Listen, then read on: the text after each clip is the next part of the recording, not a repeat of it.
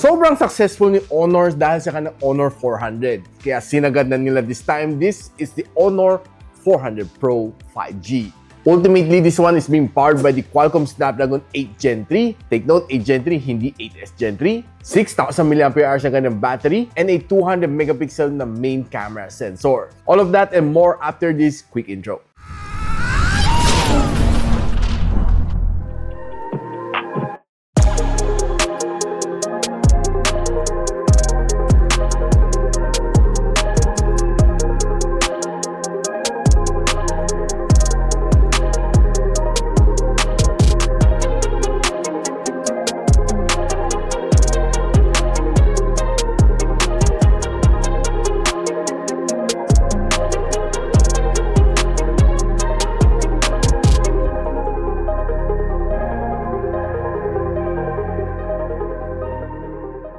Now, si Honor 400 Pro na may 12 gigs of RAM and 512 gigs of storage will be priced at $32,999. Probably there will be a lot of freebies just like the Honor 400. So don't forget to click the link on the description box below or just click the product link para makita ninyo yung mga ongoing na promos and yung official na web store. Ingat kayo, huwag kayo magpapaskap. Now, one of the things na nagustuhan ko dito sa Honor 400 Pro as compared sa Honor 400 is that medyo mas rounded ang kanyang likod. Yung kanyang Honor 400 is more of a flat design. This one, feel ko parang mas elegant kunti ang kanyang feeling. Medyo mas premium feels, matte finish ang kanyang likod, so therefore walang mga fingerprints. And ang ganda ng chrome lining niya dito. Mukhang mamahalin siya. One thing na medyo na-dismaya ako dito sa kanya is that side aluminum frames niya is made out of plastic. I was hoping na sana brushed aluminum metal to give you a more premium feel, pero yun ang pinaka-sad part na dito talaga sa kanyang plastic frames. Glass ang kanyang likod, and glass din ang kanyang harap. And ang kanyang display is a AMOLED na curved screen display. Hindi lang siya curved sa sides, no? Quad curved display siya. So meaning curved din siya sa taas and dito sa baba. Dual punch hole ang kanyang front-facing camera, by the way. And this one is eSIM ready and meron siya IP68 na dust protection and IP69 na water resistance. But it doesn't mean na kailangan mo i-shoot sa tubig. And I'm pretty sure meron din to certain level of drop resistance against drops. By the way, itong phone na ito comes running in Magic OS 9 inside Android version 15 and it would get a 6 major Android upgrades, which is definitely good para sa Honor. Now, like I said, this one is being powered by a very powerful na flagship chip, which is the Qualcomm Snapdragon 8 Gen 3. It's just one step behind the 8 Elite and nakakuha ako ng roughly 1.8 million points dito sa Antutu benchmark. Ito ang aking breakdown scores. Ito ang score na nakuha ko sa kanyang CPU benchmark sa Geekbench. Ito naman sa kanyang GPU benchmark. 3,500 kanyang loop score and meron din siyang 53% stability dito sa Wildlife Extreme. Medyo okay ang kanyang start dito sa thermal throttling. Nung medyo after 5 minutes, medyo naninilaw siya. And nung huling-huli, namula siya. And it throttled to 72% ng kanyang best performance. Now, one of the good things naman sa mga smartphone these days, it comes together with AI-rich na mga features. One of my favorites would definitely be AI image to video, which ba makita nyo a little bit later. And here are some other features that probably you might like. Meron kang AI eraser dito, Facetune, AI beauty, AI upscale, AI cutout, and meron din tayong AI outpainting. Now, one of the good things din dito is malaki ang kanyang battery at 6,000 mAh battery with a silicon carbon na technology. Now, probably it's one of the reasons why it was able to be lightweight at around mga 200 grams. Pero honestly, feel ko hindi naman siya ganun kabigatan. And maganda rin ka na fast charging support dahil this one supports 100 watts of fast charging. Tapos ka mag-charge from 0 to 100 in around mga 35 minutes or so. And kung tatanungin mo kung kaya din magtagal ng one whole day, walang problema. Kahit magdalawang araw ka pa, basta you're just using this normally, walang heavy gaming, walang heavy video taking, kayang-kaya na 2 days. And to further strengthen yung aking claim na kaya na mag 2 days, sinalang ko to sa PC Mark na battery stress test under 50% brightness and 60Hz screen refresh rate. Binigyan ako ng 19 hours and 34 minutes na screen on time. Tunat? Yes. Now, one of the good things dito is maganda ang kanyang display. This one having a 6.7-inch na AMOLED display. 120Hz ang kanyang screen refresh rate with a 3,840Hz of PWM dimming. Maximum brightness, 5,000 nits. And dahil curved screen display siya, so it has a 90% na screen to body ratio. One thing to like naman dito sa kanya is that maganda ang kanyang display when it comes to social media, Facebook, TikTok, YouTube Shorts, Reels. Pa magsaswipe ka, talagang you get the best experience from this smartphone. Dahil sa kanyang high refresh rate, so swiping is going to be buttery smooth talaga. Na kung nanonood ka naman ng iyong favorite videos dito, you can watch it on HD dito, be it sa Netflix, sa YouTube, wala kang maging problema. And definitely, you get a really good experience. Maganda nga ng display and the colors are rich and punchy and the black is definitely blacker. Now, one of the good things naman dito is malakas ang kanyang loudspeaker based on my testing. But papakita ko sa inyo kung gaano siya kalakas right here, right now. Hands up, got me in love. Got me in my hands up, got me in love. No wonder ang lakas niya, it can reach up to 200% ng kanyang max volume. And I would say na kasing flagship level ng mga sounds niya dahil malakas. And pinag-aralan ko rin ng hand flip ni Cat's Ayog, ni Gabriela. La la la la.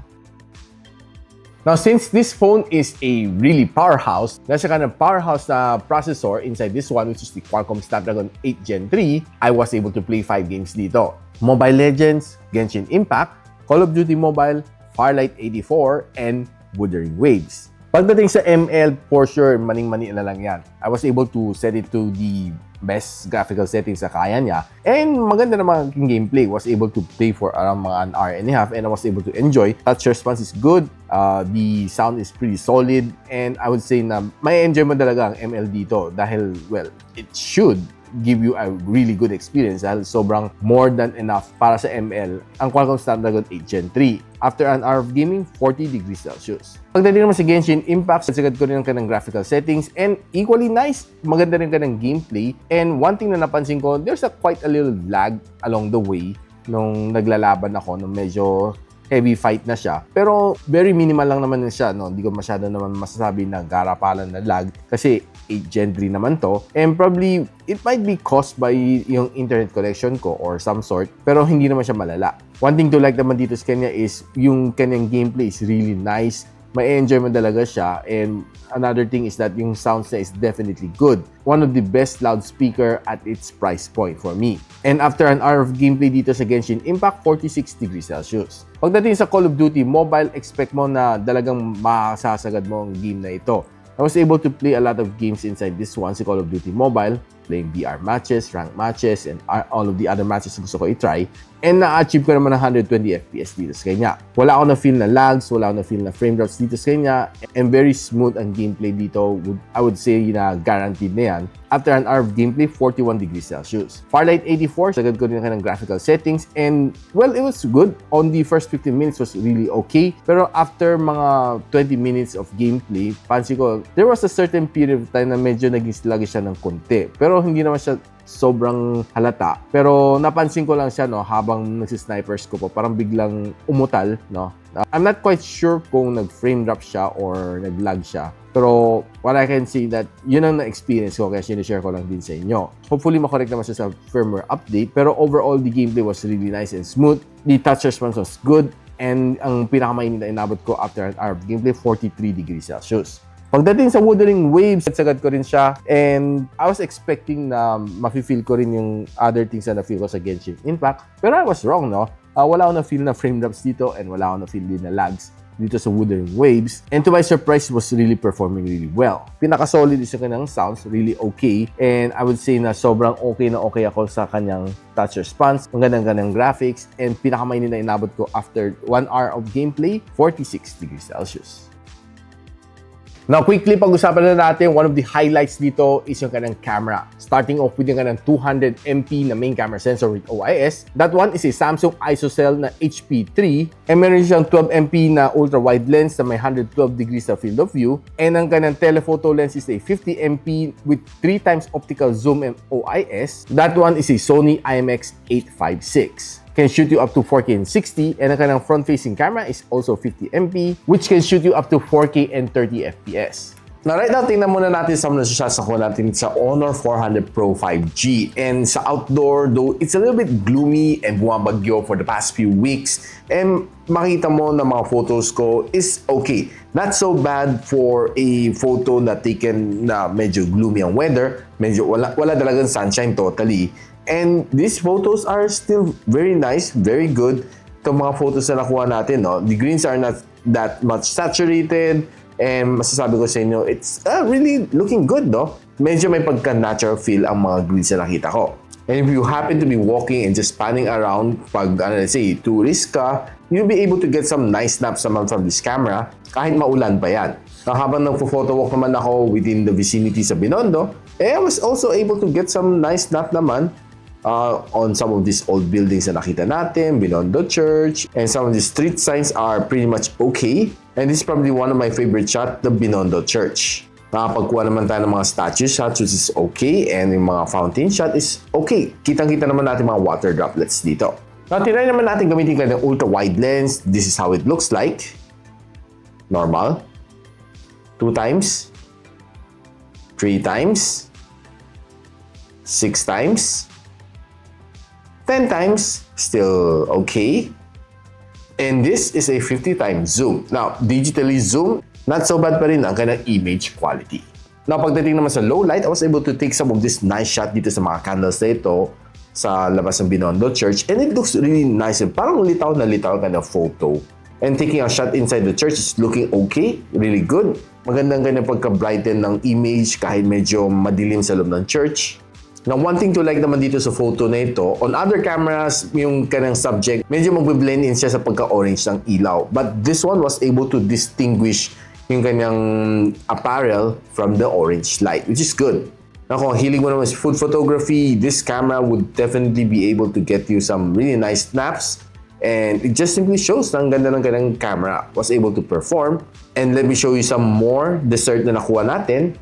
And dalagang mamamangha ka sa ganda ng camera ni Honor 400 Pro pagdating sa food photography. Na pagdating naman sa mga main course, okay din pagkakuha niya. Litaw na litaw mga food subject. Talagang magugustuhan mo ang food photography on this camera. So if you want to see more pictures from my food photography using the Honor 400 Pro, just don't forget to follow me on my Facebook page. Now, another thing na nagustuhan ko dito is ang ganda pagka-focus sa subject and simply blurring it all the way back to the background. Itong mga brick shot na to looks really good. Ang ganda, no? Sobrang litaw na litaw ang kanyang subject. Pati itong luggage shot na ito, makita mo, no? Ang ganda ng kanyang pagka-capture dito. Talagang mapapansin mo kung sino talaga yung subject dito. Now, pagdating naman sa low light, expect mo na it will be able to perform. Kita naman natin dito mga lights na to. Okay, magandang pagkakuha. Hindi nagko-color spill ang mga photos na ito. Now, nilaro ko rin naman ng mga different modes ng portrait dito using the Hardcore Studio.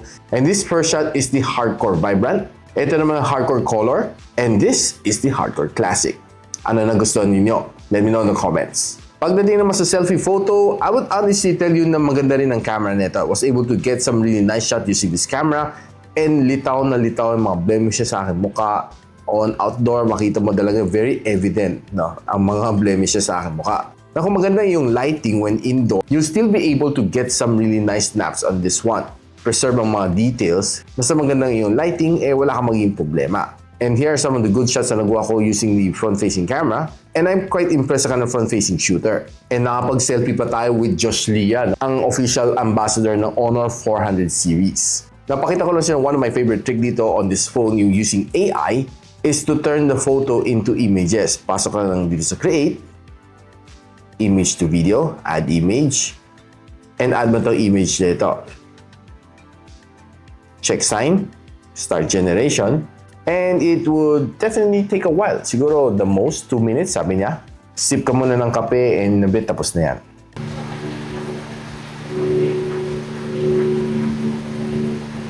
Yan ang kita na guys, ang ganda, no? Parang naging nabuhayan bigla yung photo and it became a video. Export. Same na siya. Ganun lang siya kadali. Here's another one na nirender ko. Akala ko gagalaw si Josh Lia dito Hindi. Kapag tinignan naman natin ang video using the front-facing camera, masasabi ko siya, it's a little bit blurry. Hindi ko lang sure kung effect siya ng habang lalakad ako. Pero kung still video naman siya, hindi ko naman nakita na parang medyo nanginginig yung kanyang camera. hopefully makorek to sa kanyang future firmware updates. Now, if you're using kind of front-facing camera, masasabi ko sa inyo na quite nice naman using in outdoors. Masasabi ko sa inyo na siguro medyo naninilim na yung mukha ko kung hindi lang ganun kagandang lighting. Now, if you're using the rear camera naman for vlogging, honestly, I would say na maganda tong camera to for vlogging dahil very smooth, ang ganda ng kanyang transition. Makita mo, no, kahit gamit ko using my bare hand, okay na okay siya. Smooth na smooth. Now guys, ano masasabi ko dito sa Honor 400 Pro? Honestly, it's quite a good upgrade over sa Honor 400. Now kung hindi ka pa bumibili ng Honor 400, you might want to consider this one as your next daily driver. More powerful, mas maganda ka ng camera, it gives you a better gaming experience, and it has a really good display na curved screen. Hindi siya curved screen but rather a quad curved screen display. Solid na kanyang feel, except that siguro plastic frames, yun lang siguro the only thing na hindi ko masyado gusto dito sa kanya. Okay guys, anong tingin nyo dito sa phone na ito? Si Honor 400 Pro. Let me know in the comments kung anong tingin nyo dito, and if you want to know kung saan nyo pwede ito mabili, I'll post the link on the description box below. Baka may maabutan pa kayo mga freebies on the early birds. And if you like this video guys, don't forget to share sa mga kaibigan ninyo, and a quick sub sa aking channel is definitely awesome. I'll see you in my next one. And so, ako para si Richmond, and you're watching Gadget Sidekick. What's up? Like and subscribe to my channel. Don't forget to hit that notification bell. For one of my latest uploads, click the dito. And for one of my popular uploads, click here.